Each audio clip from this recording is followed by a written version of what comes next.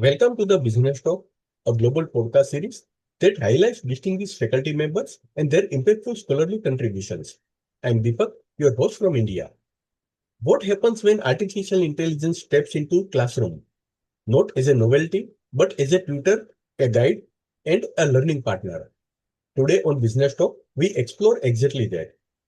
Dr. Ismael Sanz, economist and education policy expert, joins us to unpack findings from his compelling research on AI in education, examining how computer-assisted learning and AI-guided tutors are reshaping the way students learn and what that means for educators, institutions, and policymakers navigating this fast-changing landscape. Before I get started, I'd like to introduce the guest for today's episode. Professor Ismael Sanz is an economist whose work sits at the intersection of rigorous academic research and real-world education policy. He holds a PhD in applied economics from the Complutense University of Madrid, where his doctoral thesis earned the prestigious Extraordinary Prize in 2007, an early signal of the scholarly impact he would go on to make. A full professor in the Department of Applied Economics, I, at Rey Javon Carlos University of Madrid, Professor Sanz has built a research portfolio that spans top-tier journals, including the Economic Journal, Scandinavian Journal of Economics, Canadian Journal of Economics, and Public Choice, among others. A body of work that reflects both breadth and depth across economics and public policy. Dr. Ismail is also a visiting senior fellow in the Department of Social Policy at the London School of Economics and at FUNCAS, a leading think tank dedicated to economic and social research and its dissemination, fostering meaningful interaction between the academic sphere and the real economy, and operating as part of the social work of Comprehensive Economic Cooperation Agreement. His influence extends well beyond the lecture hall. From 2012 to 2015, he served as a director of Spain's National Institute for Educational Evolution, shaping national education assessment at the highest level. He also chaired the Organization for Economic Cooperation and Development PISA Strategic Development Group, the body that steers one of the world's most influential education benchmarking programs, before going on to serve as the General Director of Innovation, Scholarships, and Grant for the Community of Madrid from 2015 to 2019. A truly global scholar, Professor Sanz has conducted research and study visits at some of the world's most distinguished institutions, includes Harvard's Kennedy School of Government, the Australian National University, the University of California, Santa Barbara, and leading universities across New Zealand. This international perspective deeply informs his approach to economics, education, and policy design. And now, it's time to bring our guest into the conversation. Please join me in welcoming Dr. Ismael Sanz. Professor Ismail, it's a distinct privilege to welcome you on Business Talk.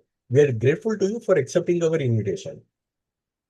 Thank you so much to you. So it's a real pleasure for me to be here and to make comments about my my research with Almudena Sevilla from London School of Economics, Pilar Cuevas Ruiz from Universidad de Sevilla, and Luz Reyo from this is the University EIE. Thank you. Professor, your research makes a striking distinction.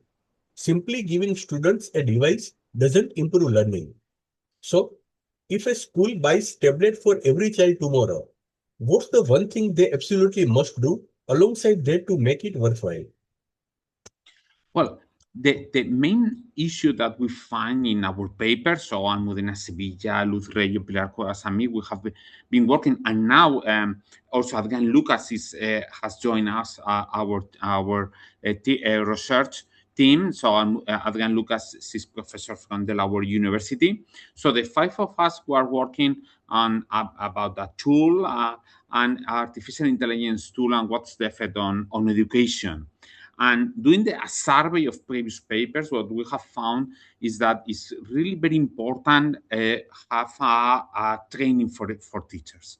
So it's not a good idea to buy first tables or use any other digital tools without having a very good training of teachers. So teachers should have a good training of how to use digital tools in class, and they should be in favor of it. So as Adrian Lucas published in a working paper, National Board of Economic Research working paper, if teachers are not in favor of using digital devices, then the result, using them is not going to increase student achievement. So it's very important that teachers are in favor. So it should be done on voluntary basis. This is the first point.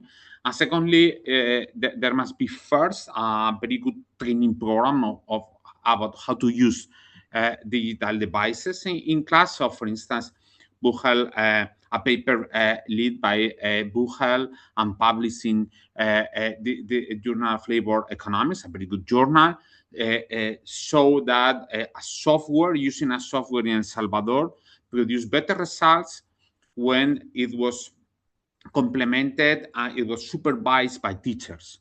When it was not supervised by teachers, so the software just was used by students, but it was not supervised intensively, supervised by teachers, the result was also positive, but not as much as in the first case. So it is very important that digital devices are integrated into the curriculum, so that the curriculum has taken into account when the curriculum was designed, has been taken into account that there is a new tool, a new artificial intelligence program, so a new software, and it's very important that this is not disrupting the usual way of working of teachers, so that is integrated in the way in which teachers are working. And the third point, as I told you before, it's very important that this is done with the support of teachers. If you are buying tablets without the support of teachers, the result is not going to be positive. The only thing is that you are going to spend a lot of money that might be more important for other education measures. Professor, the Bastani et al. Experiment in Turkey showed that when AI gives students direct answers, they actually perform worse on subsequent tests. What does that finding reveal about how most students are probably using ChatGPT today? And should we be alarmed? Yes, the idea. So in doing our paper, so we have been focused on the effect of an artificial intelligence tool here in Spain. It's called Detective. It's a tool for supporting students, primary students in reading and writing skills. So we are making an analysis of whether using this digital device, Detective, has improved the reading and writing skills of Spanish students who are in schools that are using this tool. So we first did a survey, and one of the most important issues is that when talking about artificial intelligence, when talking about digital devices and how to use them in schools, is that digital devices should not be a distraction. So if using a software, if giving students internet connection is going to distract them, reduce their attention to teachers, then the result is going to be negative. So it's not going to improve their achievement, their learning, but in fact it may be even negative. And what Bastani paper show with a randomized control trial done in Turkey is that so his team had three different treatment arms. So there was a group of students that were not assessing ChatGPT. There was another group of students having full access to ChatGPT, and there was a third treatment group, a third group of students who had access to ChatGPT, but only to make some questions and to get some guidance, not full access to ChatGPT, but only to make some questions. So a kind of ChatGPT was helping them and accompanying them. So what they found is that in the first exam, after giving access to ChatGPT to the second and the third group, those two groups improve their performance. So it seems you might think then that using ChatGPT is a good idea, because students using ChatGPT when doing their homework during classes then have a better performance in exam. But the nice thing is that when they stop giving access to ChatGPT in the next following exam, those having full access to ChatGPT were reducing their performance by 17% of the standard deviation. That is like what you learn in 4 months. This is equivalent to what you learn in 4 months. Whereas those who had only ChatGPT access to get some guidance, to ask them about how to solve a problem, how to do the homework, but didn't have the chance to ask ChatGPT to do the homework for themselves. So those who had access to ChatGPT but could not use it so that ChatGPT were doing their homeworks, only just guidance and some help, have to learn and have an idea of the rationale of the homework they were doing. These students were improving not only their scores in the first exam, but also in the second exam. So all in all, the conclusion of Bastani is that if you have access to ChatGPT, full access, and ChatGPT is doing the homework for you and is solving everything for you, then you're not going to learn. In fact, you are going to make some kind of cognitive offloading. So you are going to get lazy. You are not going to think for yourself. Whereas if you get some artificial intelligence help, but only for having some guidance, then to help, then it can have a positive effect on student achievement.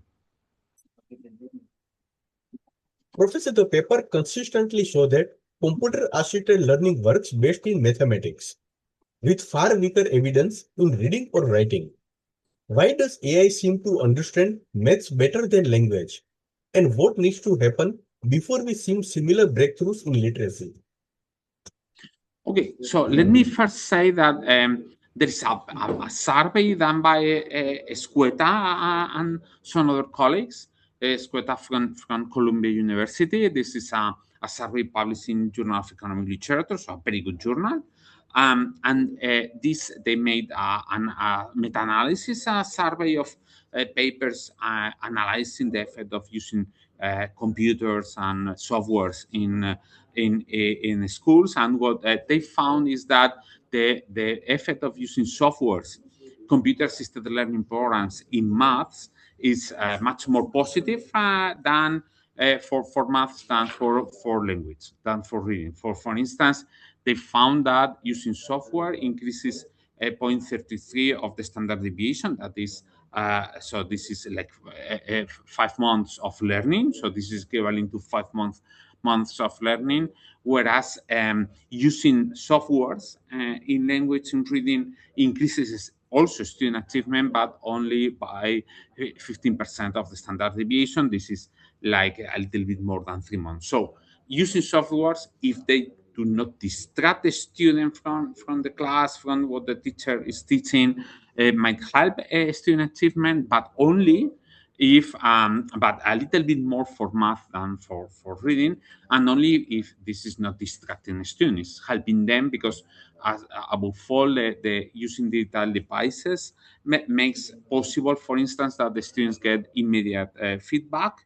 So you know when you have a solve, you know immediately whether you have right or wrong your answer, and you have an idea of why.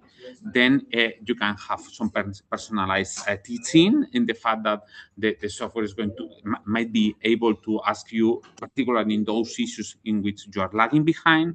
And also it may be adaptive. So adaptive in the sense that if you make an answer right, if you get an answer right, you might get the next exercise is going to be more difficult for whereas if you get it wrong, the next exercise is going to be easier. So this is adapting to your learning progress, and this is something that teachers cannot do. So all in all, the main conclusion of Escueta is that software because of immediate feedback, because of this personalized learning and adaptive learning are helpful if they are not distracting, but that they are more helpful for math than for reading, because it is more easy for an artificial intelligence to make to get to know the maths is like more objective. So and for algorithms it's easier to reproduce maths than language, though in the last months artificial intelligence has made very important progress also in reading and language. Professor, you discussed the concept of metacognitive laziness, where students stop thinking deeply because the AI is doing the heavy lifting. How do educators draw the line between using AI as a support and allowing it to becoming a cognitive crutch? Yes, the issue is that if students use ChatGPT, cloud, artificial intelligence to make the homework for themselves, then so they are going to stop doing the progress that they were doing before. So and maybe they become lazy. So this is the cognitive offloading, the fact that you don't think for yourself, you don't try to learn things, you are not going to make mistakes, which is a very good way of learning, when you make mistakes by yourself and then you know why you did it wrong and what do you need to do it right. So if you start using artificial intelligence to solve everything and not help using artificial intelligence as a tool to get some guidance, to have personalized learning, immediate feedback, adaptive teaching, and something that it might be helpful, because a teacher is not the 24 hours there for you, whereas artificial intelligence, you can use it every time you want, and it's not going to get bored, and you can ask then whatever. So if you have some gaps, you can ask artificial intelligence. That's something that maybe you should know something, particularly in these accumulative topics such as maths or language, that you need to know previous lessons to understand the next one, the following ones. But if you have some ones, you might not ask the teacher, because you might think he or she are going to think that I should have known this before. But that's something that with artificial intelligence, no problem at all. You can ask whatever you want. So the only issue is that if you use it in a wrong way, then it's going to increase cognitive offloading and increase laziness. So for solving this issue, for instance, we should work in classes asking for oral contributions. So instead of asking for writing homeworks, to get students, even there might be a lot of students, as it's not so easy having all of them making oral contributions, but oral contributions are going to become more important in the future, because this is a way of getting to know whether the student knows what they are saying. Professor, Google Trends data from Italy revealed that wealthier regions adopted AI tools first, but poorer regions eventually caught up. Does convergence actually mean equity, or does being a late adopter still leave students at a disadvantage? Okay, there are like two strands of the literature. There is one saying that using artificial intelligence might increase inequality, and that's what we find we find in our paper, that richer regions, both in Italy and in Spain, are using more artificial intelligence in education than poorer regions. We know this using Google Trends information, so we check the number of times that the artificial intelligence is searched for in Google for education purposes, and we find that richer regions are using more artificial intelligence in class, in education, in schools, than poorer regions. So the problem we find also that poorer regions, like 2 or 3 years after they did react, and there is some convergence later on. The problem is that if richer regions have learned to use artificial intelligence in schools in a proper way, in a positive way for learning, then it might be already late for poor regions, and that in the sense that this is going to increase inequality if richer regions are using artificial intelligence in a more positive way and having a more positive impact on student achievement. But there is also another strand of the literature saying that since artificial intelligence is helping a lot, might help a lot if you use it in a positive way to students who are lagging behind and regions who are lagging behind. Then it might, if you use it in a positive way, it might be the other way around. It might be that artificial intelligence is going to reduce in the future the gaps between rich and poor regions.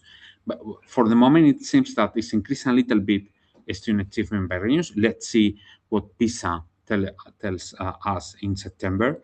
But it's true that if we use in the future, if we're able to use it in a positive way, artificial intelligence in schools, it might be a tool to reduce inequality. So all in all, as for now, artificial intelligence is increasing inequality in schools, but let's see if in the future is a tool for reducing gaps instead of increasing them.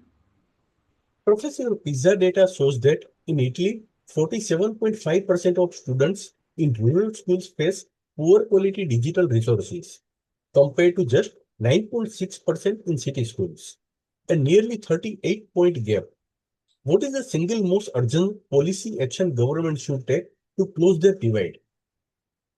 Well, it's important that in rural areas, so schools have internet access, and also because so that in the same quality of and speed than schools in cities. So that's because what we find for Italy, and it's also true for Spain, is that so it's there's a huge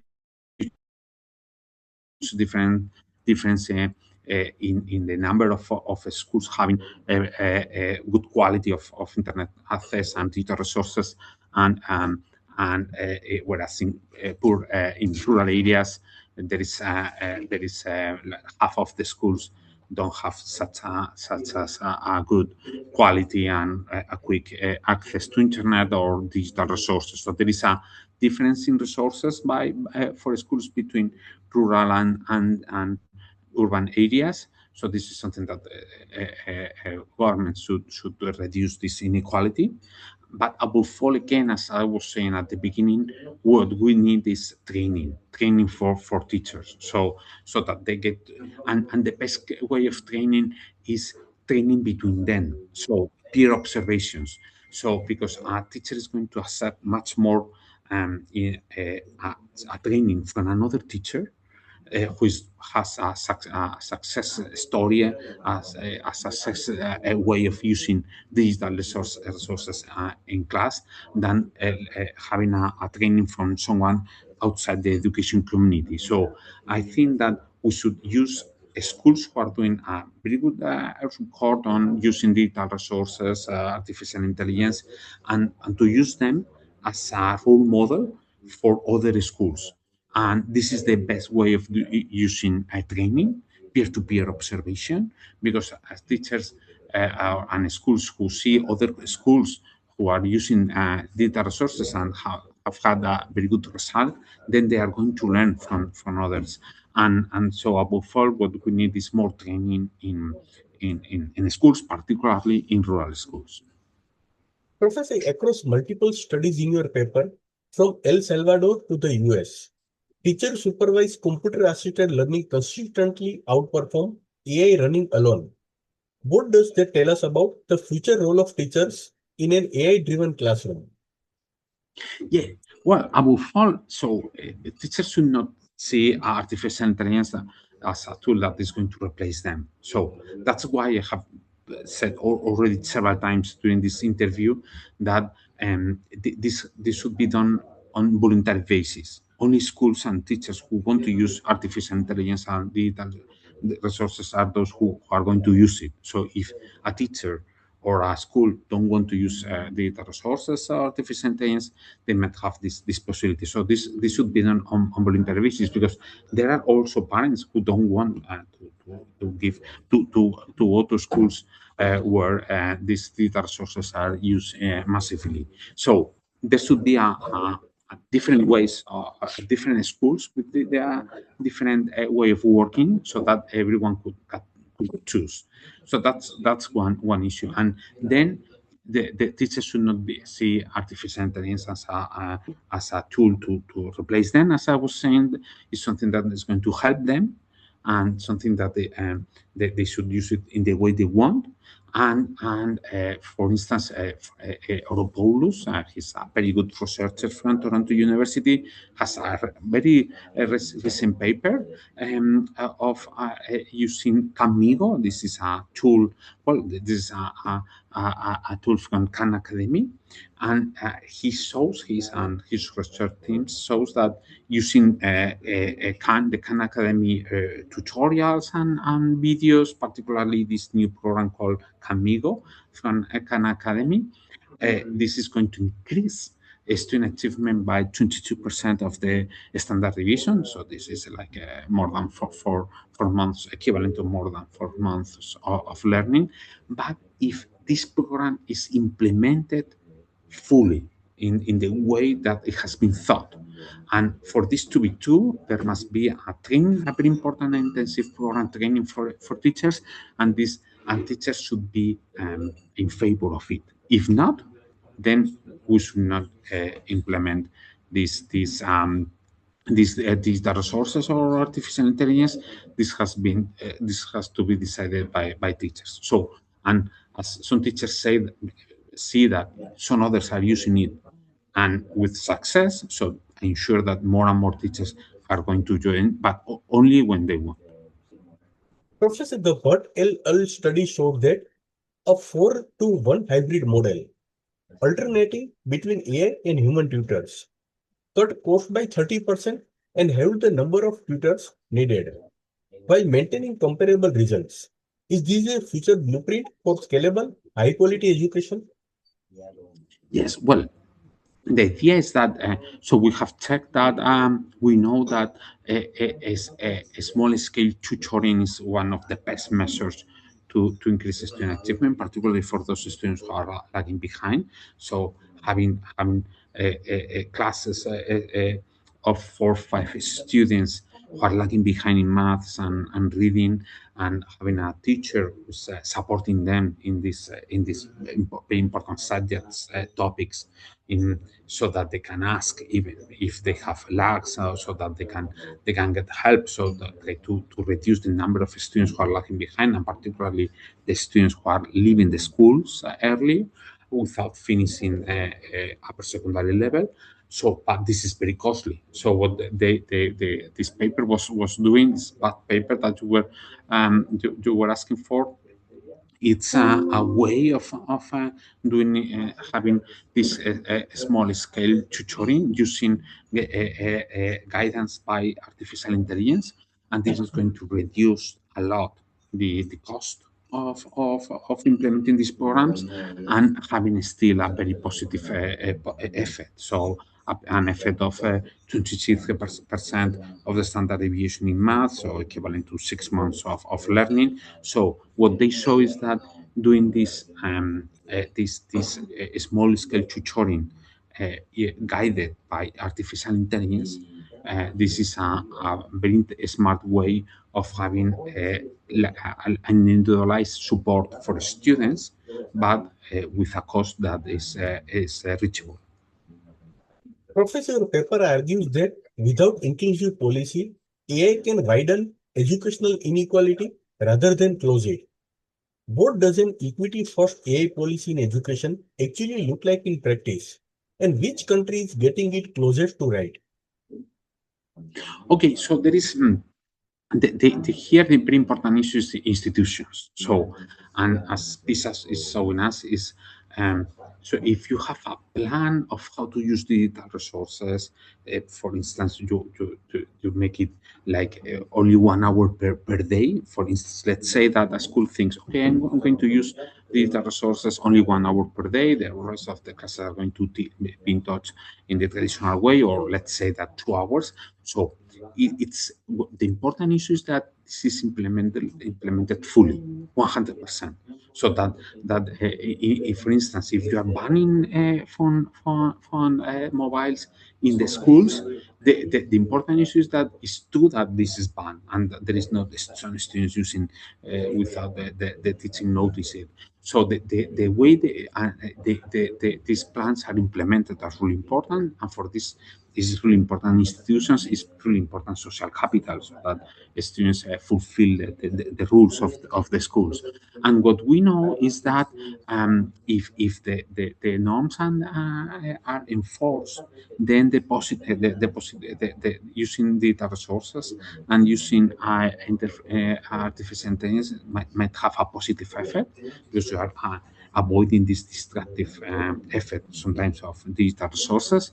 And what we know is that some countries such as Estonia and Singapore, they have improved a lot their results, the education achievement as measured by PISA. And because of many measures, but one of them is that they have had a very good way of implementing the digital resources, softwares, artificial intelligence, with a very good positive result, along with other measures also. Professor Ismail, I would like to conclude this episode with one last question. Looking at all the evidence, from Ghana to Turkey to Italy, if you had to summarize your most important findings for a policymaker in one sentence, what would you tell them about AI in education? Well, first, we should do training for teachers. So let's have a lot of training courses for teachers, training courses that should be taught by teachers who are already using artificial intelligence in classes and who have success stories, some examples of success, and then letting teachers know that they are going to use artificial intelligence in the way they want, the quantity they want, and then there is going to be for sure an accountability. So there is going to be external standardized tests that are going to measure what's the relationship not only between the use and the use of artificial intelligence and data resources on student achievement, but overall many other education measures, and the effect of the way of working of different schools and different teachers on student achievement. So this would be my main conclusion. Listeners, there is a wrap up on today's episode of Business Talk. Dr. Ismail Sanz has given us a lot to think about, from the promise of AI guided tutors to the very real risk of leaving disadvantaged learners behind. The message is clear: technology alone is not the answer, but in the right hands with the right intent, it could be one of the most powerful tools education have ever seen. Professor Ismail Sanz, thank you so much for truly thought-provoking conversation. Your research reminds us that the real power of AI in education lies not only in technology itself, but in how thoughtfully we choose to use it. As classrooms around the world navigate this digital transformation, insights like yours are not just valuable, they're essential. Thank you so much for joining on Business Talk. Okay, thank you so much to you and to all of you.